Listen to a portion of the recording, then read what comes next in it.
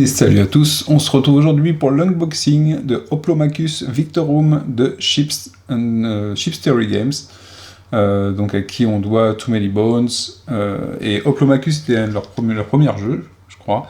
Il y avait une extension, c'est du combat de gladiateurs dans une arène avec une notion de la foule, une notion de l'encouragement de la foule, des points de victoire, des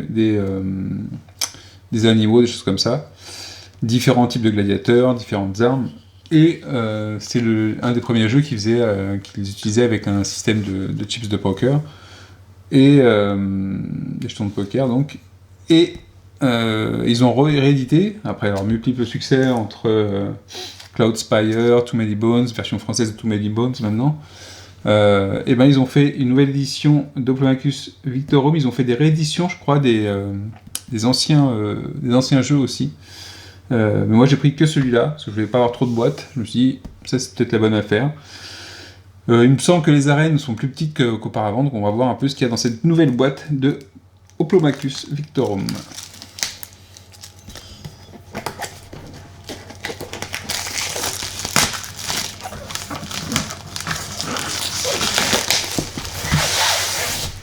Alors, en tout cas, très belle boîte. La boîte est, semble-t-il, épaisse, par contre l'encollage est pas top là. Par contre c'est assez épais, contenu bien sympa à la boîte. C'est du carton bien épais. Hein. Alors qu'est-ce qu'on a maintenant? Ils ont des pubs de Chips Theory Games, c'est fou hein. Alors, qu'est-ce qu'on a dans cette boîte?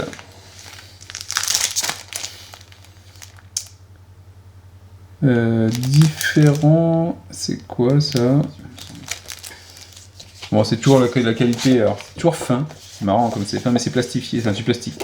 C'est plastifié, je sais pas comment c'est fait mais comme traitement, mais c'est du truc qui se déchire pas quoi. Je vais pas essayer, mais c'est souple comme du papier, mais c'est pas du papier. Bon, c'est un peu de pollution quand même. Les Oupians. Les Atlantes, les Ubiens, Kunlun, les Amazones, les Argonautes,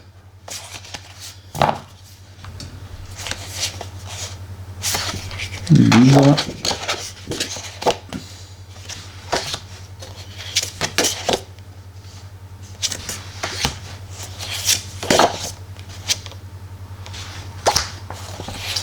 je sais pas ce que c'est que tout ça, il y a des dés qui sont marqués dessus.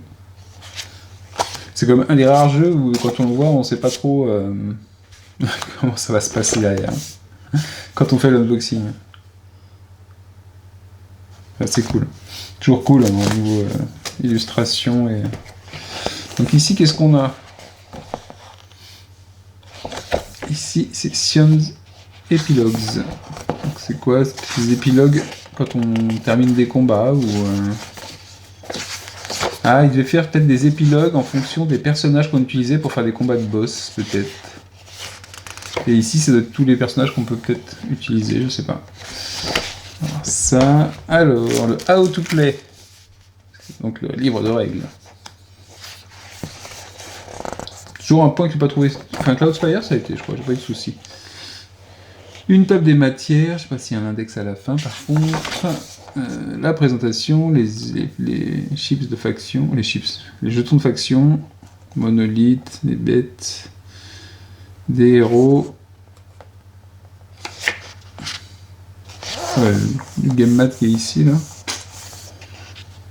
Oui, du coup, on va avoir vraiment des arènes beaucoup plus petites et donc il y a des playmats pour les plateaux pour les arènes qui sont plus petites hein, que dans le Hoplomachus de base, qui était l'arène était assez grande. C'était assez imposant, c'était assez cool aussi. Je trouve que c'était assez cool d'avoir une grande arène. Là, c'est un peu plus petit. Donc, je sais pas si du coup ce sera aussi intéressant. Parce qu'on revient peut-être sur une grille qui ressemble vachement à Too Many Bones au final ou pas. 1, 2, 3, 4, 5, 6, 7 de longueur. C'est petit. C'est petit.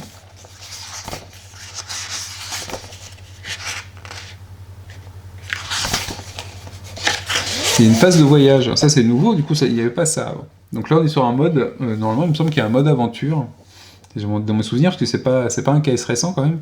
Puis il a eu beaucoup de retard sur la fin, alors qu'ils étaient dans les temps, et juste à la fin, c'est parti en sucette à cause d'un problème faudra vérifier d'ailleurs qu'on est bien tout ok, à cause de genre de problème sur ces jetons-là, où il y a eu des soucis dans les jetons quand ils ont été rangés manuellement dans les boîtes.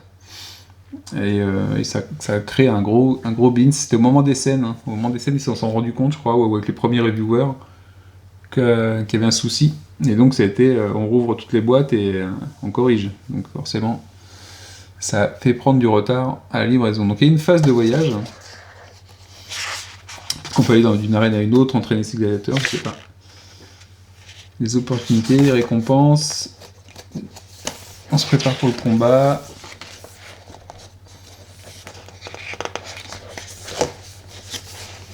La doc est de super qualité aussi, un papier il est vraiment sympa.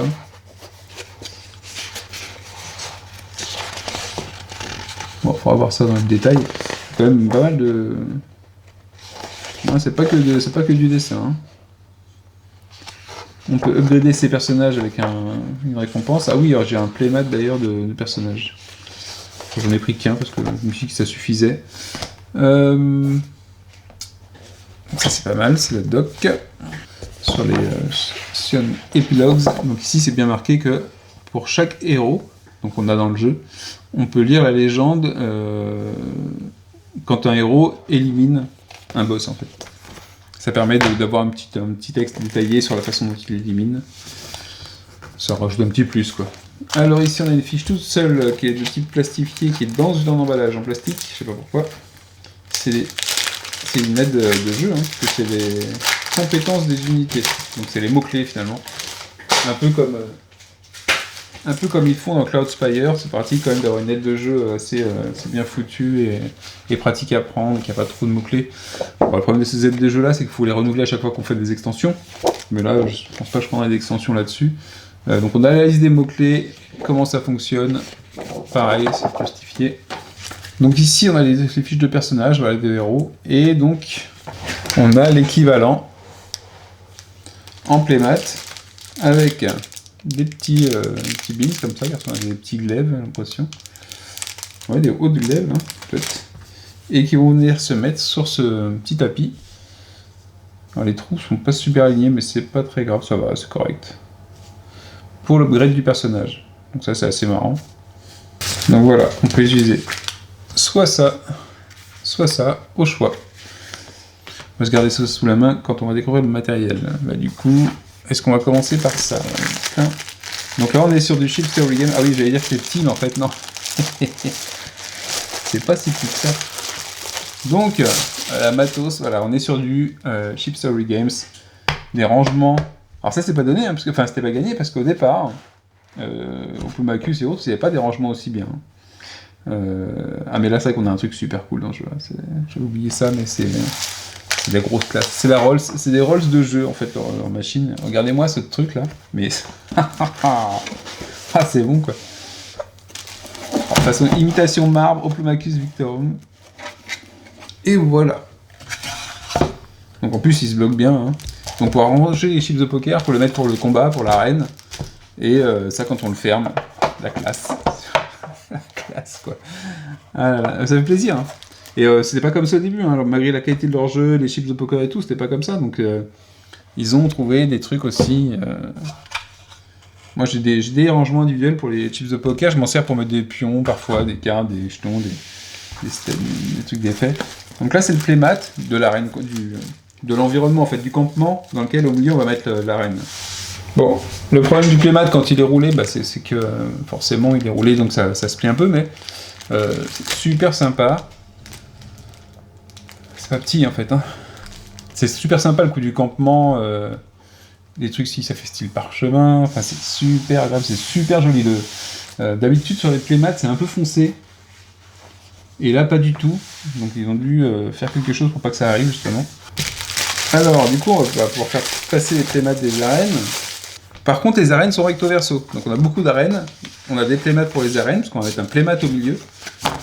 Et on va avoir différentes arènes. Donc c'est celle qu'on a vue tout à l'heure sur les cartes. Donc 4 tapis, recto verso. D'accord, à chaque fois on a une arène différente. Alors, on va se jouer à retrouver les arènes, peut-être. Parce qu'il n'y a pas de nom sur les tapis de jeu, donc il va falloir les deviner. Mais... Donc, on a celle-là. Hop. Donc, vous voyez des hexagones. Oh, c'est pas grand quand même, hein. C'est quand même pas grand. D'un point de vue tactique, je sais pas.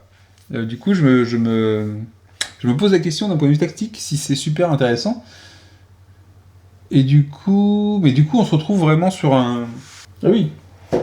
On est sur un jeu solo, full solo en fait. C'est-à-dire que le Victorum, donc l'Oplomachus classique, vous pouvez jouer à plusieurs, pas à deux. C'est du combat 1 contre 1, je pense. Je sais pas si on peut faire plusieurs équipes.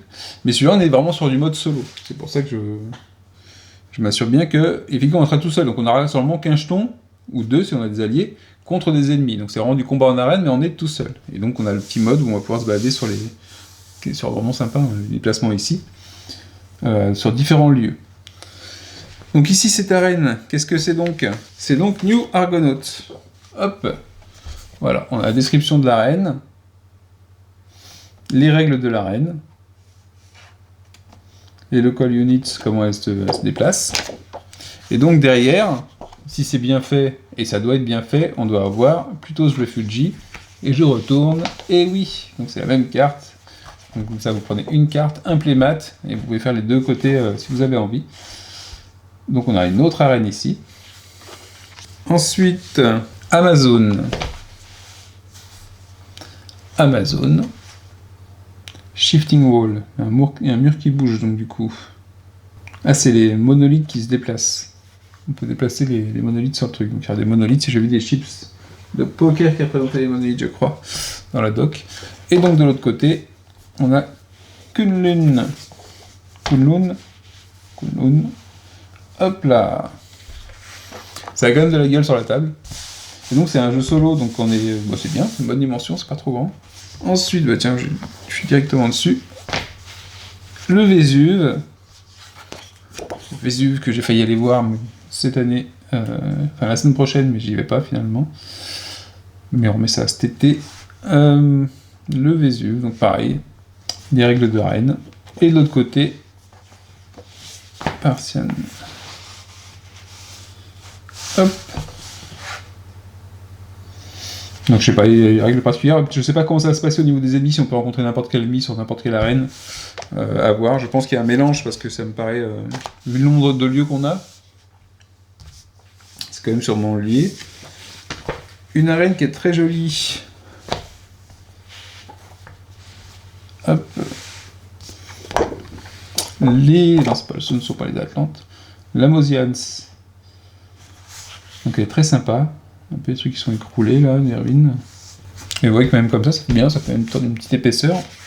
Et de l'autre côté, on a les Atlantes. Donc sur les fonds marins. Donc on voit bien les hexagones, il n'y a pas de souci de lisibilité, c'est assez cool, il y a des petits symboles dessus.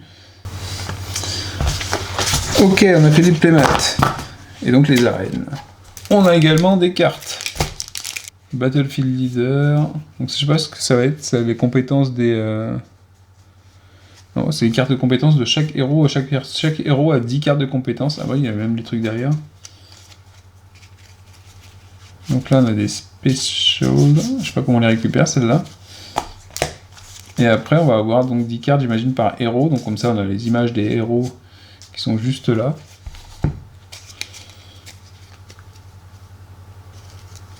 Et dessus, vous avez leurs compétences, donc avec les mots-clés, et je pense qu'on retrouve les mots-clés sur l'aide de jeu. Moi, je peux vous faire voir les héros un petit peu. On n'a pas de fiche de héros à proprement parler, je crois. Qu'est-ce qu'elle fait là, Chun-Li? C'est Street Fighter ou quoi, là? C'est un peu foncé, peut-être, sur les cartes. Bon, après, on s'en fout des cartes, c'est pour repérer les bonnes cartes, et le principal, c'est que ça soit lisible, en fait. Après, on ira plus revoir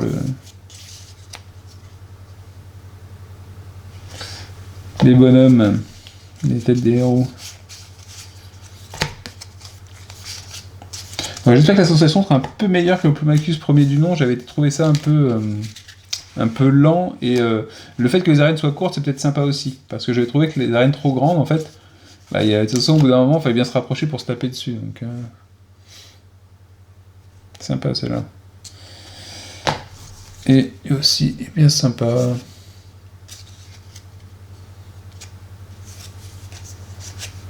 One Confidence, One Tactical, je sais pas du tout. Je sais pas, ça va être représenté par les dés, je pense. Ok. Ensuite, qu'est-ce qu'on a d'autre comme carte? Alors, on a Bloodshed, Sport, Opportunity. Donc ça, ce sont des événements. Tout ça, ce sont des événements. Donc je pense pas qu'il y ait d'illustrations dessus. On a à peu près la tête que ça a, donc les indications qu'on va pas maîtriser tant qu'on connaît pas le jeu. À voir comment ça va se dérouler. Mais ça promet des surprises en tout cas. Très important, attention, je vais vous montrer une pièce qui est hyper importante. Et il ne faut pas la perdre.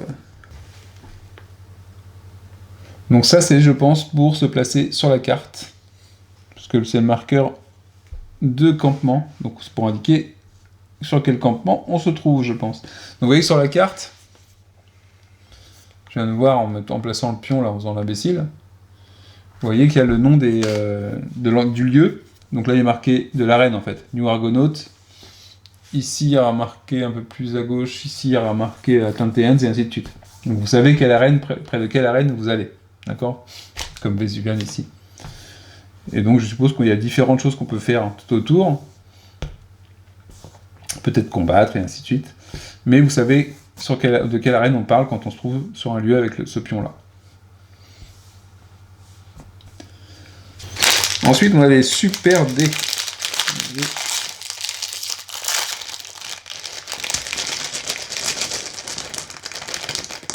Des dés spéciaux comme on sait bien les faire chez Chips Theory Games. Ils sont super beaux. Mais vraiment super beaux. Je dis super beaux. Ils sont beaux rien qu'à les voir. Marbrés, colorés. Rien de fou hein, au niveau du dessin et autres. J'espère que ça va pas s'effacer par contre, c'est pas gravé. Donc je sais pas comment c'est imprimé. Mais c'est super. Alors le bleu est super beau. Ouh, le bleu. J'aime beaucoup le bleu, moi. Il a une gueule, le bleu. Après, vous avez des classiques. Et des 6. Marbrés aussi. Et après, on retrouve les dés verts. Alors, je sais pas s'il y a une répartition différente et en fonction. Est-ce que c'est en fonction de la force ou c'est seulement. Ou c'est autre chose. On verra ça quand on y jouera. En tout cas, très jolie dé. En termes de qualité, je vais pas vous dire. C'est tout top. Bon, là, c'est le truc qui est un peu moyen dans la boîte au niveau du rangement. Ils étaient tous ensemble. Je sais pas si ça restera comme ça. Ou si ça changera de rangement. On a les pions, je suppose, de héros. Donc, on a Bing King. Bing King, que j'ai confondu avec Chun-Li. Vous avez son illustration ici. Et donc, on a le pion qui va aller ici. Ensuite, on a Decimus Maximus. Non, Decimus tout court. Qui va aller ici.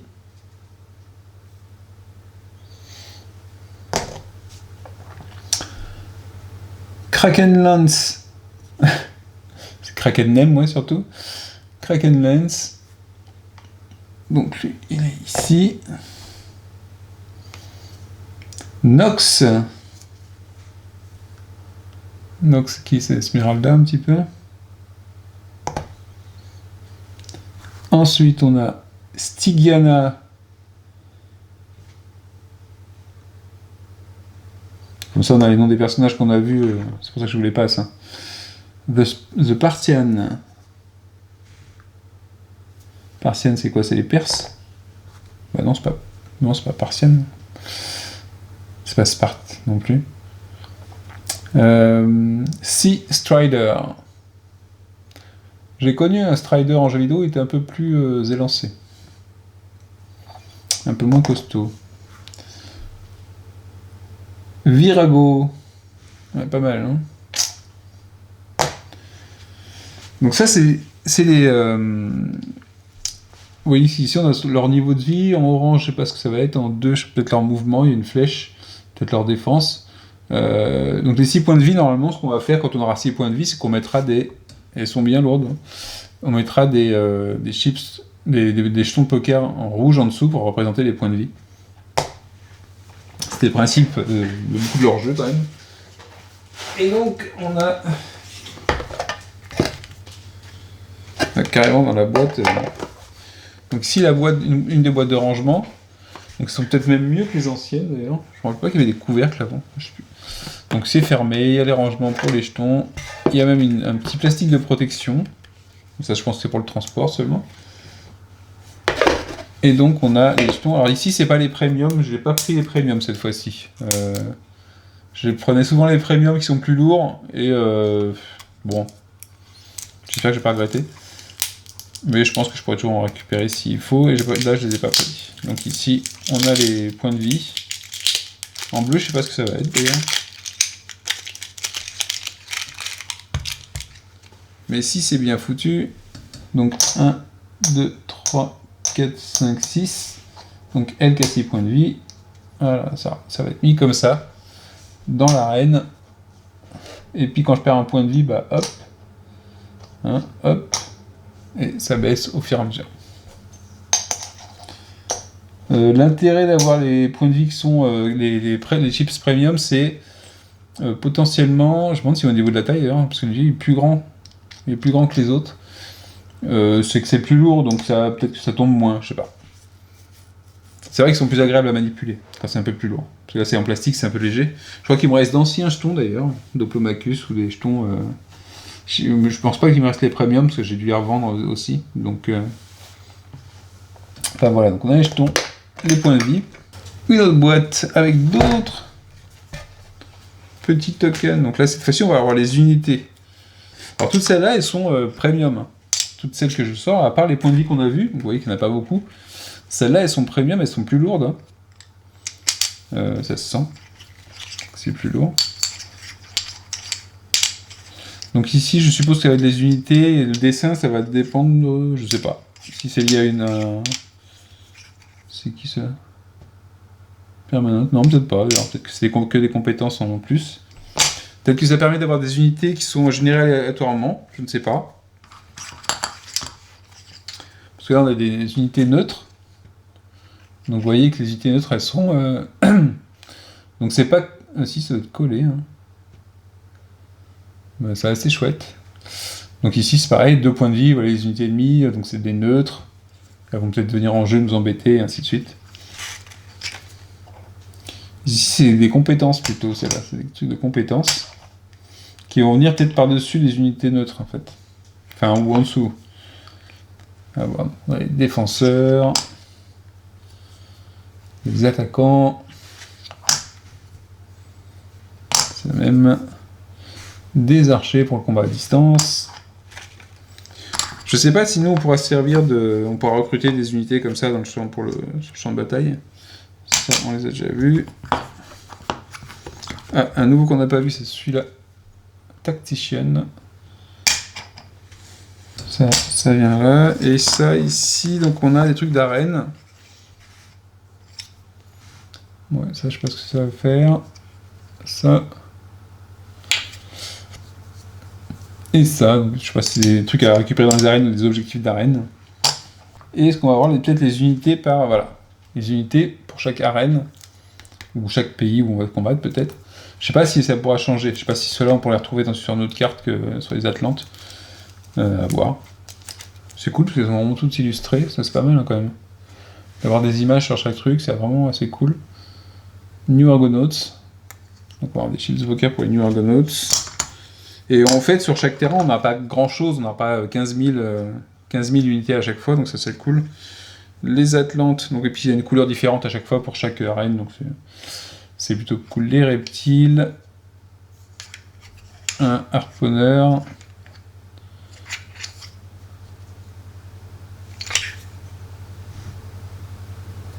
Donc chacun, vous voyez, ils ont des mots-clés ici. Alors le 1 et le A, je sais pas ce que ça fait.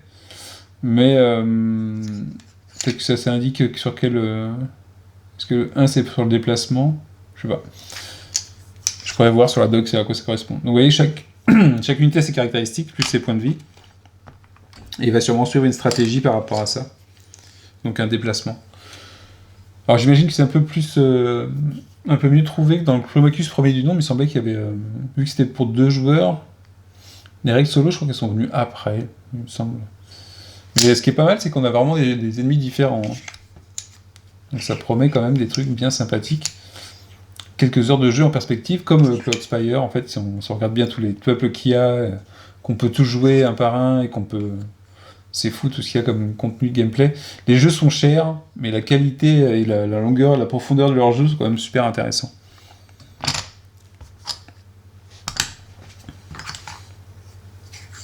Après, faut aimer. Par exemple, Too Many Bones, j'ai pas été... j'ai eu du mal à rentrer dedans. C'était pas assez aventure, c'était trop tactique. Je sais pas. Je le trouvais super intéressant d'un point de vue règle, d'un point de vue mécanique. Mais au final, à jouer, je pouvais pas passer assez de temps dessus, en fait. Oplomachus, normalement, est plus léger en termes de gameplay. Hein. Normalement. Cloudspire, je le trouve léger aussi. C'est-à-dire que c'est une fois qu'on sait y jouer, au moins avec un peuple. Après, c'est les mots-clés qui vont faire que c'est compliqué, mais Too Many Bones, je trouve que c'était au-delà. Quoi. C'était pas assez aventure, ouais, pour moi. Donc ici, donc voilà, on a les quatre arènes. Enfin, non, on a 4 arènes, donc il y en a encore 8. Il y a les autres couleurs qui sont ici. Pourquoi j'ai à chaque fois du mal à ouvrir un truc comme ça? Parce que je suis pas doué? Ouais, peut-être. Donc, on retrouve une des arènes. Chaque arène a son type de combat. Là, on est plus sur l'asiatique. Sympa, hein? Vraiment très cool, super lisible. Hein, les jetons sont super lisibles. C'est agréable. C'est agréable de recevoir des caisses quand même comme ça où le matériel est tellement bien qu'on n'a pas de critique, qu'on peut pas faire de critique dessus déjà. On pourrait trouver peut-être que l'illustration est trop foncée, trop petite, mais bon, on peut pas non plus agrandir. Donc eux c'est qui? Les Amazones. Elles.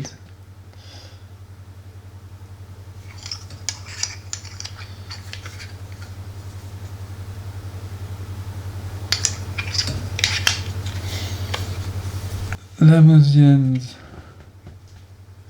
Bolas Hunter, ok. Nakom, une sorte de chaman. Ouais, elle est contre-attaque. Un Ritaliette, ça veut dire que quand elle se fait attaquer. Donc ici on a des dessins de dés aussi. Hein. Un noir, un bleu, un jaune. J'avais pas fait gaffe sur les autres en fait, qu'on avait les dés dessinés dessus. Sûrement les dés d'action ou d'attaque. Donc c'est peut-être la capacité d'attaque qui est faite sous forme de dés en fait. Sûrement. Et on a Wolverine. Oui, on a Wolverine marron et orange en plus. La meilleure des tenues. Donc plutôt Refugees. C'est rigolo ces trucs-là. C'est des mechas, c'est une sorte d'automates.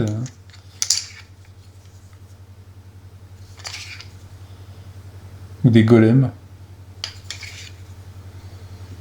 Fury. Ouais, c'est autre chose encore là. Ou alors c'est Icar, non? Je sais pas. Non, c'est des ailes, des hommes avec des ailes. Ok. Et j'ai encore une autre boîte. Et ce sera la dernière boîte. Alors qu'est-ce qu'on a là-dedans? Je ne sais pas ce qu'on a. Peut-être les boss. Parce que pour l'instant on a vu les combattants des arènes. Et vous voyez quand Chips... Ah oui, il faudrait que les Chips Premium, peut-être que c'était pas très cher, parce que c'était une boîte... Ouais. Je sais pas si j'aurais pu les prendre. Alors on retrouve les petits, les jaunes, les monstres. Sion, donc ça on va dire que c'est les boss. Ce sont les boss. Obscène Oracle. L'Oracle Obscène, ok. Ah bah c'est le même ça, donc il y a peut-être avoir 2, 1, 3, 2, 1, 3. Pourquoi je l'ai deux fois? Ok.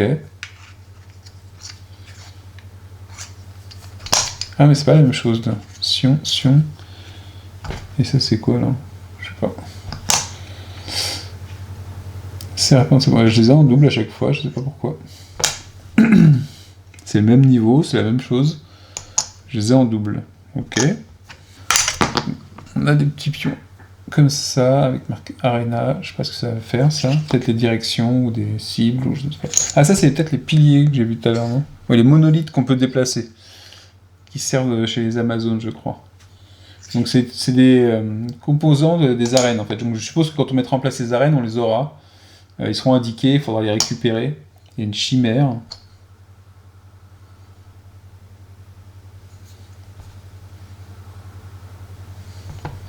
C'est des monstres légendaires, je pense. Voilà, il y a le trident de Poséidon. Qu'est-ce qu'on a? Des trucs comme ça, peut-être des récompenses, je sais pas ce que c'est ça. 26, donc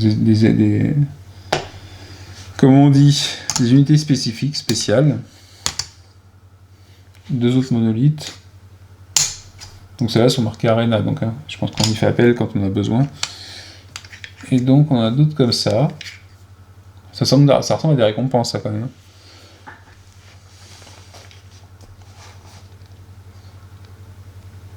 Ce sont des opportunités. Vous ne le saviez pas. Oh, beaux bestiaux.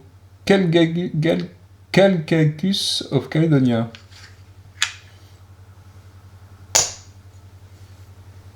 Mert of Egypt. Personnage commentaire. Ruani of Tamilakam.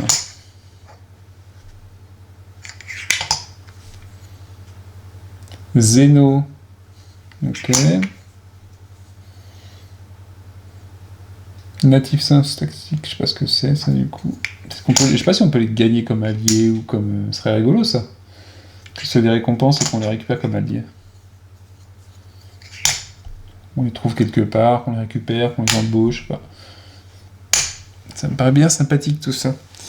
Allez, je vous fais les 2 dernières piles. Et après je vous laisse.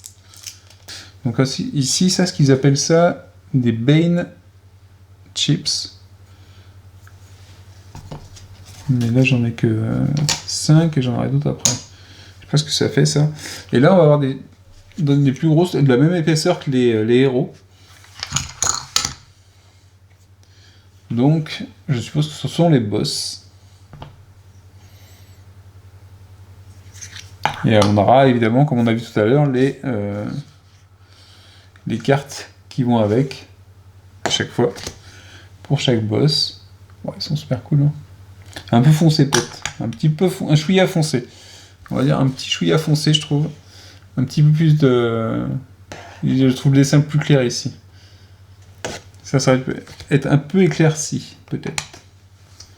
C'est le problème selon le mode d'impression, c'est qu'on envoie le même dessin pour 2 modes d'impression différents et ça rend pas pareil. Là, on a encore 2 chips qui restent, je sais pas pourquoi ils sont ici. D'autres points de vie. Et... bon, on les reconnaît quand même, donc c'est le principal. Donc voilà ce qu'on va pouvoir combattre et rencontrer et affronter dans notre périple. À voir si c'est bon, je pense que ça va être rejouable parce que les événements seront aléatoires. Il a l'air. Et ceux-là qui sont plus fins. Entrade plutôt. Transported, gigantique, élusive. Donc ça vient aussi.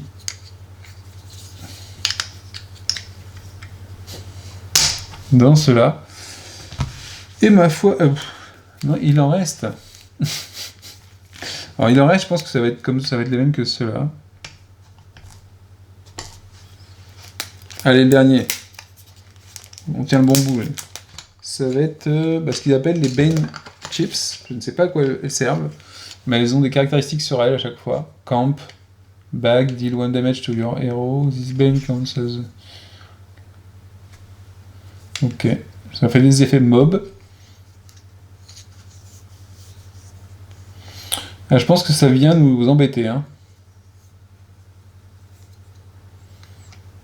Bag. Ah oui, peut-être que ça va venir. On va peut-être tirer un peu comme de l'oracle ou des choses comme ça, parce qu'il y a un petit sac, un petit pochon, qui est pas très large. Moi, je préfère que ce soit un peu plus large. Dans lequel vous pourrez piocher, donc mettre sûrement des choses. Et vu que là, je vois qu'il est marqué bag. Donc à chaque fois que votre personnage, votre héros prend des dégâts, on augmente ce dégât de plus 1. Vous voyez, donc c'est pas des trucs qui nous font plaisir. C'est un parasite, forcément. Ok. Eh bien écoutez, voilà, c'était la fin. C'était l'unboxing de Hoplomachus Victorum. Donc vous voyez que ça, on va pouvoir mettre les chips de poker dedans. Quand on va mettre en place un combat. Il y a des endroits pour mettre les cartes. les trucs de poker, peut-être les dés devant.